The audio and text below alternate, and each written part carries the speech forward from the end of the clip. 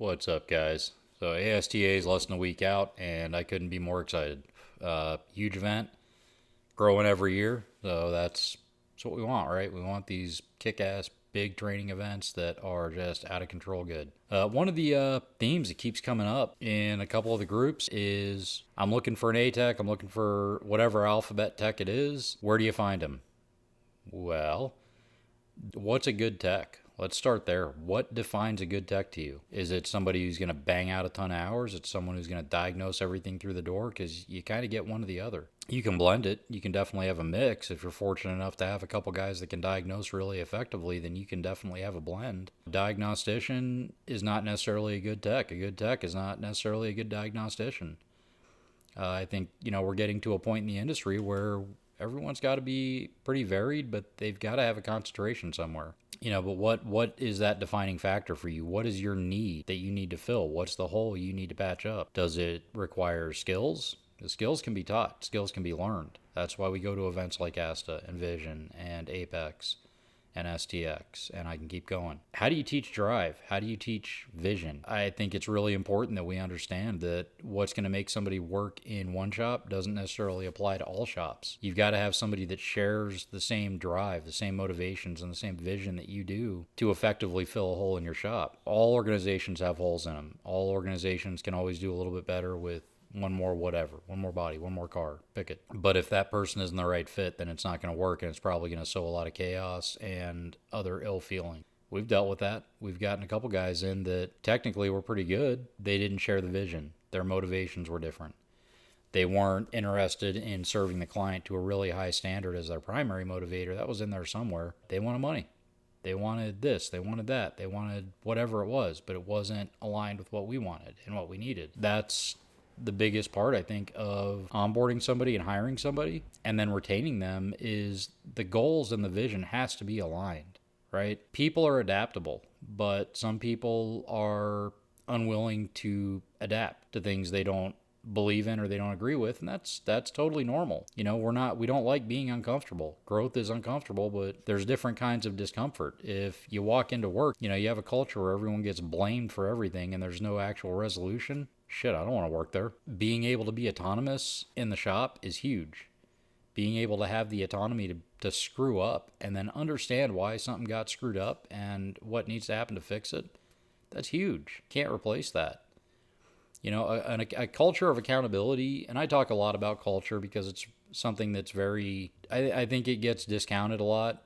A culture of accountability or a blameless culture is very different than the general operating mode most shops work with. A lot of shops, and dealers are especially guilty of this, are looking for whose fault is it and who do we need to punish. Yeah, okay, cool. So a culture of accountability, you're going to understand the problem, you're going to understand where the problem came from, and then what needs to change to fix it. Sometimes that is the person, most of the times it isn't. Most of the time, that problem, whatever it is, technical problems are easy. Okay, figuring out a technical problem is easy. We have data that we can measure, we have data that we can capture that's going to make that real easy to figure out. Figuring out personnel problems is a whole nother ballgame. The guys that I want to work with are going to see problems on their own and they're going to come up with solutions for those problems. I never want to walk into my boss or my manager's office without a solution for a problem that I've identified, whether it's a problem with a vehicle, a problem with documentation, a personnel problem, whatever it is. I want a solution when I go in there to present that problem. I can't let my superiors solve everything, right? I'm the shop foreman. My job is to fix problems, whether it's with vehicles or whether it's with people. That is my job. What goes out of that shop is my ass. And I don't say that in the sense that if something goes out sideways, I'm getting fired. It is absolutely my job to ensure that what's going out of that shop is quality from beginning to end, from the intake, from when it gets brought in, the initial look over, the work that's performed, all of that is my responsibility. I'm the one who answers for it. And I actually can't say that. We take a very team-oriented approach to all of that.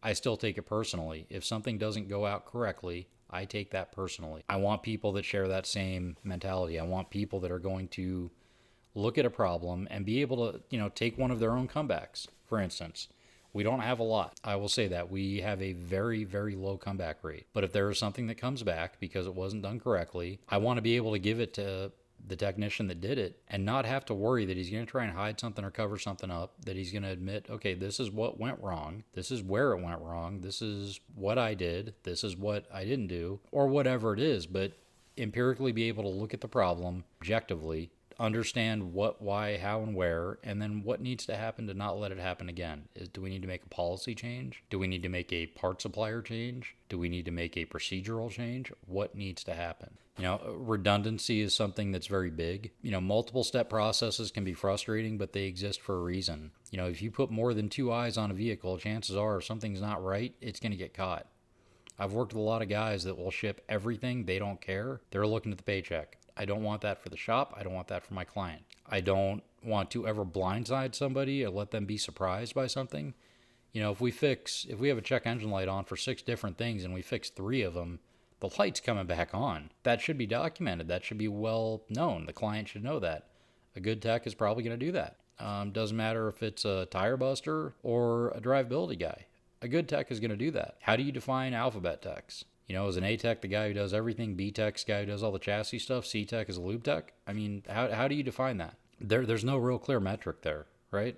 Culture is everything with retaining people and hiring quality people. I'm reminded of a really pivotal moment in my career. We had a vehicle come in with a vibration under high load. I drove it, and this is probably 15, 18 years ago. My first instinct was it was a misfire, light misfire, but it was a misfire. It was not a driveline vibration. My boss assumed that the client probably had more knowledge about the vehicle than I did and went full send on the driveline, ended up ultimately replacing the entire driveline. He sold the transmission. I'm pretty sure we ate the transfer case, differentials, drive shafts, wheel bearings, and wheels on it. I know we ate the harmonic balancer that fixed it. It was an Explorer, 4.0 Explorer. My boss and I argued over that one for the better part of a week. I didn't have a lot of evidence. I didn't know how to collect it at the time. I did have misfire hits in mode 6, and when they were kicking was high load. And I didn't get there right away. I'm not going to say I did, but I was basically told I was wrong. There's no way I could prove that, so we're doing this because that's probably what it is. That was pivotal to me, not because I was right. I didn't really care about being right or wrong. I just wanted the problem fixed. It was pivotal to me because it demonstrated how damaging a closed mind can be, or a perception. I'd made a lot of mistakes. I was doing a lot of learning. I still make a lot of mistakes. It was important and impactful to me because it just demonstrated that the lack of acknowledgement of one's own limitations can be very damaging. And if you treat your techs like that, it can really make them want to walk out the door. Why do you have a hole in the shop? That's another problem that doesn't get asked. Why is there a hole in that shop? Is it because the culture sucks? Are they growing? Did somebody leave because of whatever reason? There's a lot of things that need to be evaluated. Getting a tech is easy. Keeping them is hard. It's like anything else. Getting a job is easy. Keeping it can be challenging. Anybody can put anything down on paper. Anybody can say anything. And hiring side people are just guilty of this. They'll promise you the world and not deliver. How, as a tech, how do you interview that shop? Are you allowed to talk to the people? Are there questions that are off limits during the interview? I'm pretty open with that. I will ask all kinds of questions that a lot of owners don't expect. I've been thrown out of interviews because of that.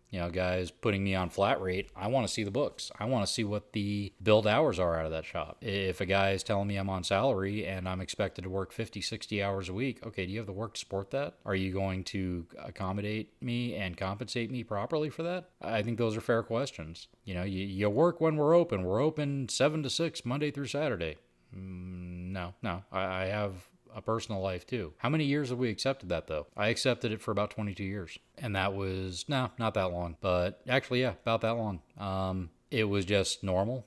I didn't realize that there were actually shops that only do 40 hours a week. It's still weird to me. As a tech, you have an obligation to interview that employer as well. You should be absolutely free to speak to the other team members, the other staff members. Do they look miserable? Do they look like they hate their life? I don't want to work somewhere where everybody's miserable and doesn't like working there. They're just there for a paycheck. I want to have fun at work. I want to enjoy my team. I want to enjoy my staff. I want to enjoy my shop. I think we're allowed to do that. Right? We spend more time with each other than we do with our families. We're allowed to enjoy it. We're allowed to enjoy each other. We have to get along. I can absolutely work with people that I don't like. I don't really like doing that if I don't have to. There's a lot more to it than just, I need a tech, I'm going to throw a shitload of money at him, get him in the door. Take it easy, guys. Hope to see you guys at ASTA, and yeah, we'll see you this week.